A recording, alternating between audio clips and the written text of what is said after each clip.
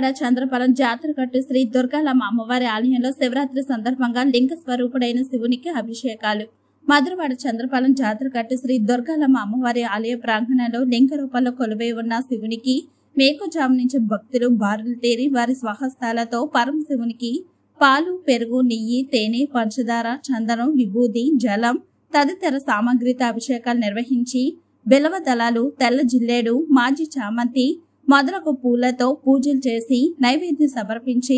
కర్పూర హారతులు సమర్పించారు. ఈ పూజా కార్యక్రమంలో శ్రీ దుర్గాలమ్మ ఆలయ ధర్మకర్త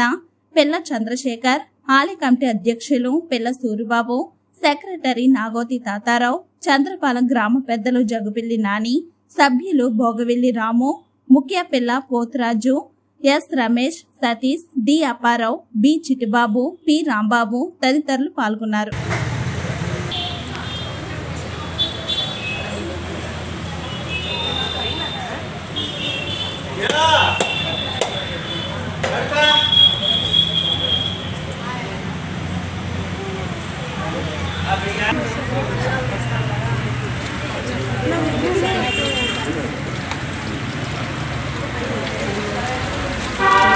ఇక్కడ కొత్త చూడండి కొబ్బరికాయ చూడమా